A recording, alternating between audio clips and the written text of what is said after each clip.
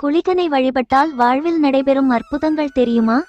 இலங்கை வேந்தன் ராவணனின் மனைவி மண்டோதரி நிறைமாத கர்ப்பிணியாக இருந்தாள். எப்போது வேண்டுமானாலும் குழந்தை பிறக்கலாம் என்ற நிலையில் ராவணன் அசுர குருவான சுக்ராச்சாரியாரை சந்தித்தான். யாராலும் வெல்ல முடியாத வீரமும் அழகும் கொண்டவனாக எனது மகன் இருக்க வேண்டும், அதற்கு என்ன செய்ய வேண்டும் என யோசனை கேட்டான். கிரகங்கள் அனைத்தும் ஒரே ராசியில் இருக்கும் நேரத்தில் பிறந்தால் எல்லா சிறப்பும் கொண்டதாக குழந்தை இருப்பான் என்றார் சுக்ராச்சாரியார். உடனே வானில் சுழலும் கிரகங்கள் அனைத்தையும் பிடித்து சிறையில் அடைத்தான் ராவணன். ஒரே அறையில் இருந்த கிரகங்கள் செய்வதறியாமல் சிரமத்துக்கு ஆளாயினர். மேலும் ராவணனுக்கு யோசனை கூறிய சுக்ராச்சாரியரை கடிந்து கொண்டனர். நாங்கள் அனைவரும் ஓரிடத்தில் இருப்பதால் உலக இயக்கம் தடைபடுமே என்று வருந்தினர். அதே நேரத்தில் மண்டோதரிக்கு பிரசவ வலி ஏற்பட்டாலும் குழந்தை பிறக்கவில்லை. இந்த செய்தி கிரகங்களின் காதுக்கு எட்டியதும் அதற்கும் தாங்களே காரணம் என்று ராவணன் தண்டிப்பானோ என்ற பயத்தில் ஆழ்ந்தனர்.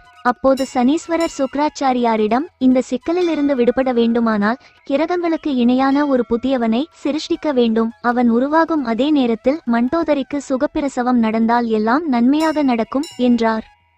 அதையடுத்து சிறையில் இருந்தபடியே சனீஸ்வரர் விசேஷ ஆற்றலை வெளிப்படுத்தி தனது மனைவி ஜேஷ்டா தேவிக்கு ஒரு மகன் பிறக்கும்படி செய்தார். அவனுக்கு குளிகன் என பெயரிட்டனர். குளிகன் பிறந்த நேரத்தில் மண்டோதரிக்கும் அழகான ஒரு ஆண் குழந்தை பிறந்தது. அவன் மாவீரனாக திகழ்வான் என்பதை உணர்த்தும் வகையில் இடியும் மின்னலுடன் பெரும் மழை பெய்தது. அதனால் அவனுக்கு மேகநாதன் என பெயரிட்டான் ராவணன். இளமை பருவத்தில் மேகநாதன் தனது தவ பலத்தால் பிரம்மாவிடம் இருந்து பல அபூர்வ அஸ்திரங்களை பெற்று இந்திரனையே வென்றதால் இந்திரஜித் என பெயர் பெற்றான். இந்திரஜித் குளிகன் இருவரும் பிறந்த சுப நேரமே குளிகை எனப்படுகிறது. ராவணனிடம் இருந்து விடுவிக்க செய்ததால் நவகிரகங்கள் குளிகனை பாராட்டினர். தினம் பகலும் இரவிலும் ஒரு நாழிகை நேரம் குளிகனுக்காக ஒதுக்கி கொடுத்தனர். அந்த நேரத்தை காரிய விருத்தி நேரம் என்றும் இதில் தொடங்கும் நல்ல செயல்களால் குடும்பமே செழிக்கும் என்றும் ஆசியளித்தார். சுக்ராச்சாரியர் குளிர்ந்த தன்மையை கொண்ட இவன் ஒவ்வொரு நாளிலும் நல்ல செயல்களை நடத்துவதற்காகவே உருவாக்கப்பட்டவன். சனிக்கிழமையில் மாலை நேரத்தில் குளிகனை வழிபடுவது சிறப்பு.